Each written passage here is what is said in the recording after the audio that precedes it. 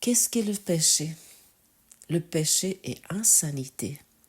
C'est le moyen par lequel l'esprit est rendu fou et cherche à laisser des illusions prendre la place de la vérité. Étant fou, il voit des illusions là où la vérité devrait être et là où elle est réellement. C'est le péché qui a donné des yeux au corps. Car qu'est-ce que ceux qui sont sans péché voudraient voir? Quel besoin ont-ils de vue, de son et de toucher? Que voudraient-ils entendre ou tenter de saisir? Que voudraient-ils sentir le moindrement? Sentir n'est pas connaître. Et la vérité ne peut être que remplie de la connaissance et de rien d'autre. Le corps est l'instrument que l'esprit a fait dans ses efforts pour se tromper lui-même. Son but est de s'efforcer. Or, le but de ses efforts peut changer. Et maintenant, le corps met ses efforts au service d'un autre but. Ce qu'il cherche maintenant est choisi par le but que l'esprit a pris pour remplacer le but de tromperie de soi. La vérité peut être sans but, tout autant que le mensonge. Les sens recherchent alors les témoins de ce qui est vrai. Bienvenue ce matin à la leçon 251 et ce nouveau thème qui est pour les prochaines 10 leçons. Qu'est-ce qu'est le péché? Je viens de vous lire les premiers 2 paragraphes et je vous conseille de lire, si vous avez envie, tous les jours, une fois ce thème pendant les prochaines 10 leçons. Qu'est-ce qu'est le péché? Mais il ne suffit pas que le lire, mais de l'intégrer, de l'intégrer dans notre vie quotidienne, ce thème, de l'appliquer, de vraiment de voir comment nous faisons ça au quotidien. Et la leçon 251 nous dit « Je n'ai besoin de rien sauf la vérité ». J'ai cherché de nombreuses choses et trouvé le désespoir. Maintenant, je n'en cherche qu'une, car en celle-ci, il y a tout ce dont j'ai besoin et seulement ce dont j'ai besoin. Tout ce que je cherchais auparavant, je n'en avais pas besoin et on n'en voulait même pas. Mon seul besoin, je ne le reconnaissais pas.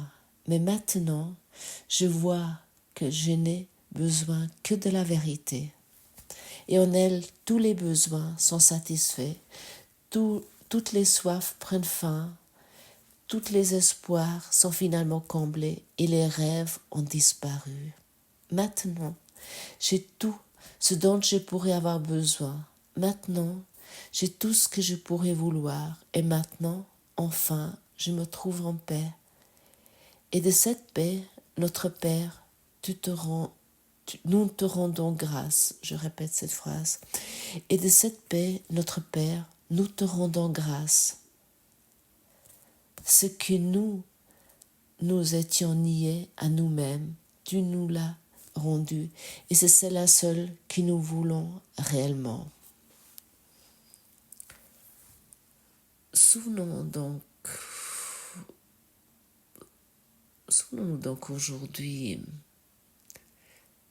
de simplement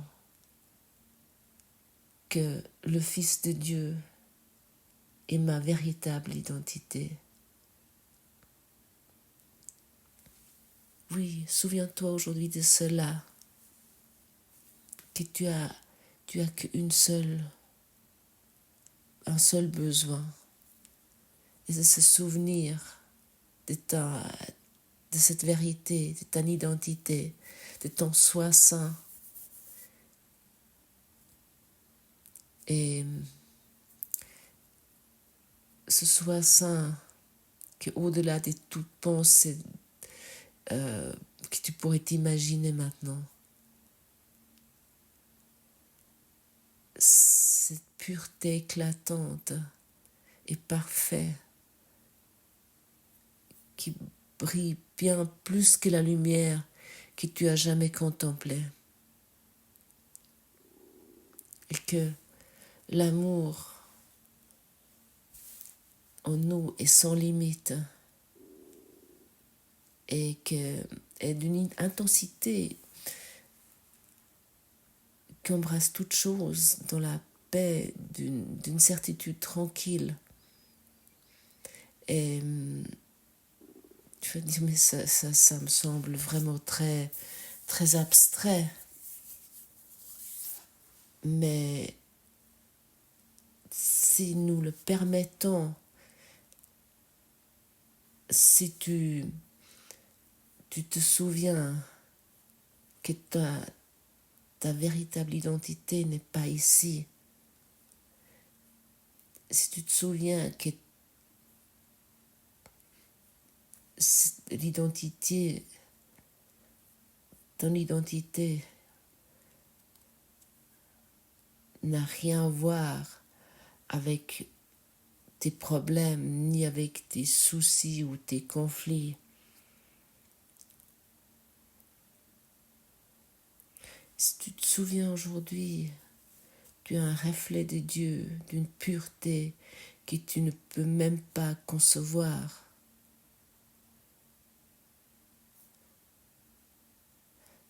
Souviens-toi, tu es saint.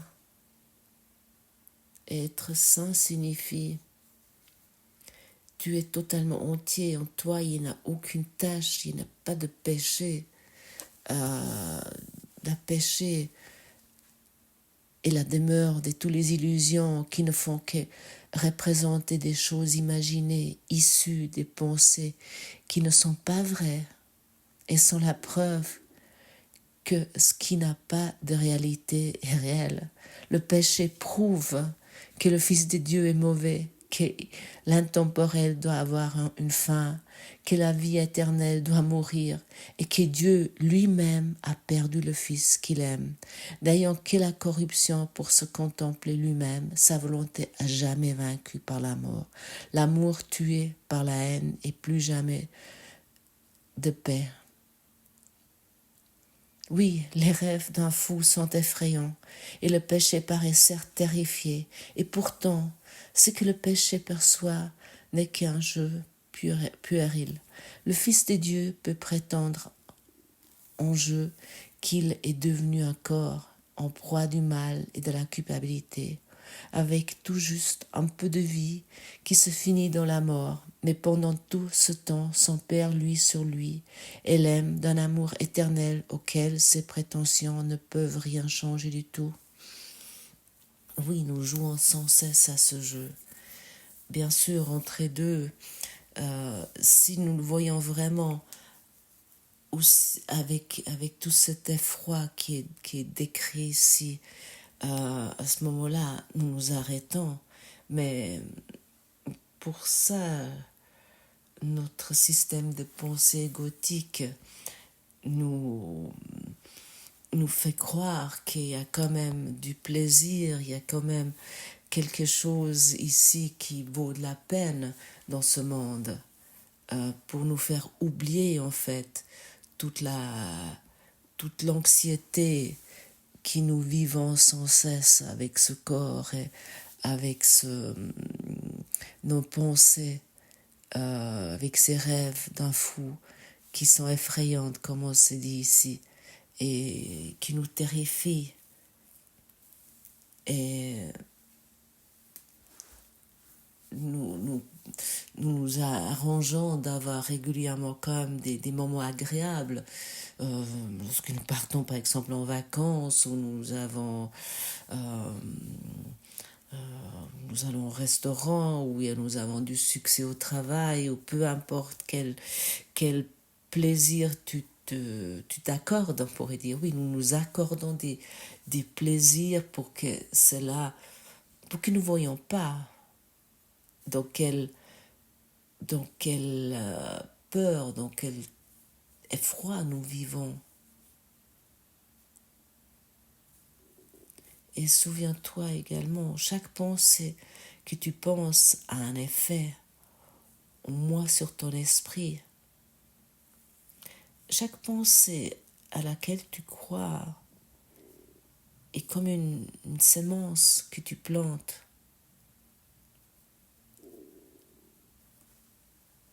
Et chaque pensée à laquelle tu crois crée pour toi une réalité. Et pour cette raison, on se dit si souvent ici, discipline ton esprit, discipline-toi dans tes pensées, afin de te reconnaître dans ta véritable identité. Parce que c'est toi, celui qui s'aime. Ça signifie aussi, dit autrement, tu es la création, tu as le pouvoir, le même pouvoir que ton Père, ton Créateur. Alors sois vraiment attentif à ce que tu sèmes. Sois attentif à des pensées. Et sache aussi que Dieu ne veut pas que tu te rabaisses. Parce que cette idée des péchés qui est très ancrée en nous, mais que nous essayons de cacher sans cesse, est très, très présent dans l'humanité, même si tu n'as pas eu une éducation très religieuse, mais malgré cela, c'est en nous, parce qu'il y a déjà cette idée en chacun de nous qui nous croyons que nous avons quitté Dieu, même si tu dis ah non, pas moi, je suis athée, mais elle est là, cette pensée, elle est très enfuie, cette idée de la séparation. Même si tu appelles cela peut-être pas l'idée de la séparation du Père, mais Dieu ne veut pas que tu continues à faire d'un rêve une réalité, un rêve qui n'a rien à voir avec ce que tu es ou avec ce que nous sommes.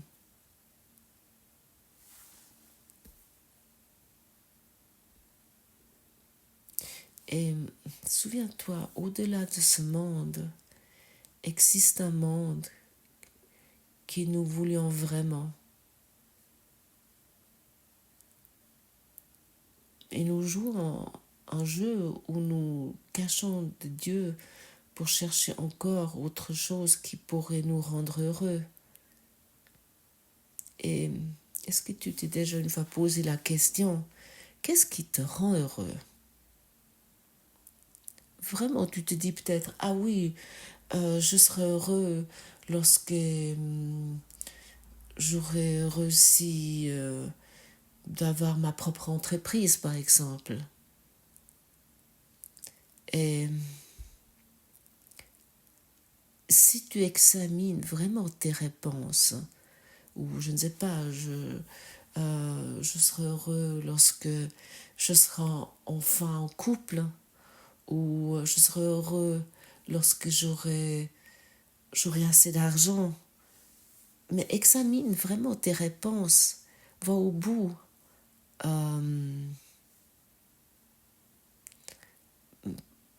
Par exemple,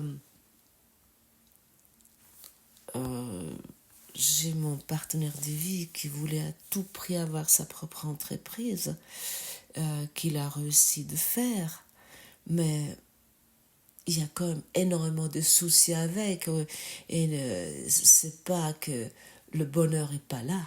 Au fond, en fin de compte, je vois pas, je trouve pas qu'il y a plus de bonheur pour lui depuis qu'il est chef d'entreprise. Il y a plus de soucis, il y a plus de choses à faire. Donc il faut vraiment examiner les réponses pour en fait découvrir que tout cela n'est qu'une illusion. Le monde n'a rien à t'offrir. Et vraiment notre sécurité, notre paix n'est pas dans ça.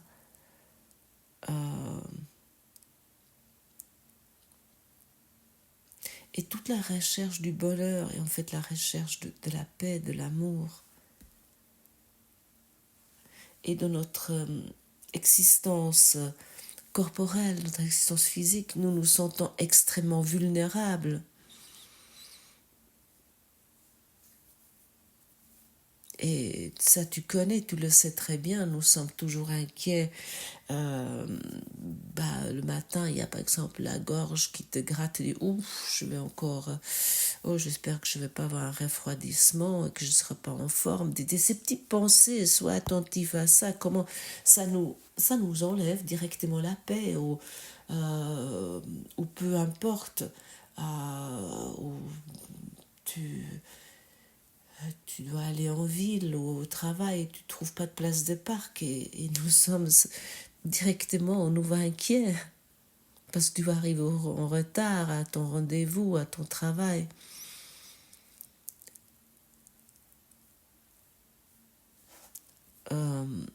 Et nos sens, notre esprit ne font que sans cesse confirmer notre existence physique, mais nous ne sommes pas ce petit moi-je, nous ne sommes pas ce corps. Autant que nous utilisons nos sens et notre esprit de la manière pour nous attachons d'une façon physique, nous ne trouvons pas la sécurité, nous ne trouvons pas la paix. Nous sommes des êtres d'esprit, des êtres spirituels. Et nous pouvons faire l'expérience de cela à chaque instant. Nous pouvons, comment on dit ça, de nos fruits, de notre récolte,